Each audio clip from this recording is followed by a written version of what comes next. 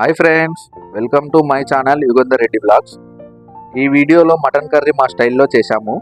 మీరు ఎలా చేస్తారో కామెంట్ చేయండి. అలాగే వీడియోకి లైక్ చేసి సబ్స్క్రైబ్ చేయండి.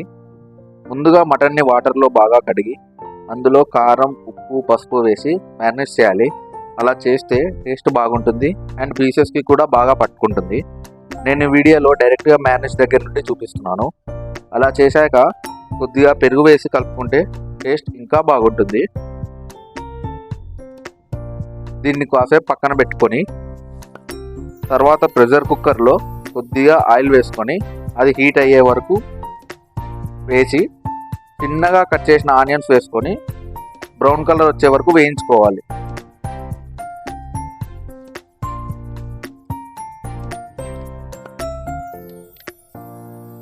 ఇలా చిన్నగా కట్ చేసిన ఆనియన్స్ వేసుకొని బ్రౌన్ కలర్ వచ్చే వరకు వేయించుకోవాలి.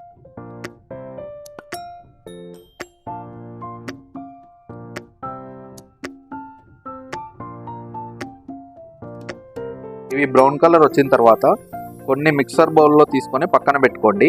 ఎందుకనేది నేను తర్వాత చెప్తాను.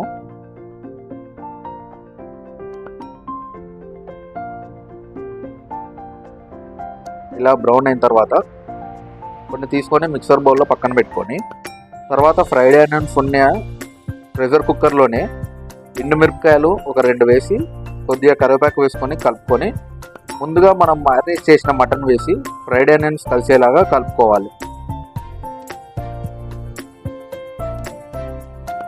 ఇలా మటన్ మొత్తం మ్యారినేట్ చేసినది వేసి ఫ్రైడ్ ఆనియన్స్ మొత్తం కలిసేలాగా కలుపుకోవాలి.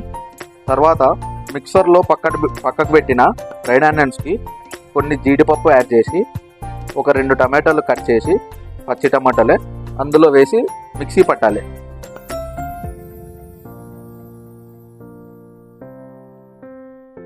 ఇలా పచ్చి టమాటాలు వేసి మిక్సీ పట్టి ఒక పేస్ట్ లాగా చేసి పక్కన పెట్టుకొని మళ్ళీ స్టవ్ ఆన్ చేసి మటన్లో కొద్దిగా అల్లం వెల్లుల్లి పేస్ట్ వేసి కలిపి తర్వాత మిక్సీ పట్టిన టమాటో, ఫ్రైడ్ ఆనియన్స్, కాజు పేస్ట్ వేసి కలుపుకొని కొన్ని నీళ్ళు వేసుకోవాలి.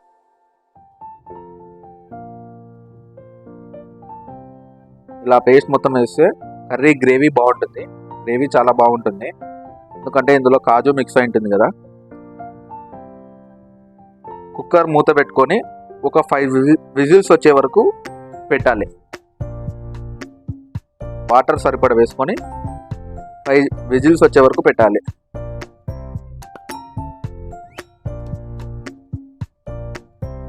విజిల్స్ వచ్చిన తర్వాత ఓపెన్ చేసి అందులో ధనియాల పౌడరు, గరం మసాలా వేసి కలుపుకొని కొద్దిగా కొత్తిమీర వేసుకుంటే మన మటన్ కర్రీ రెడీ.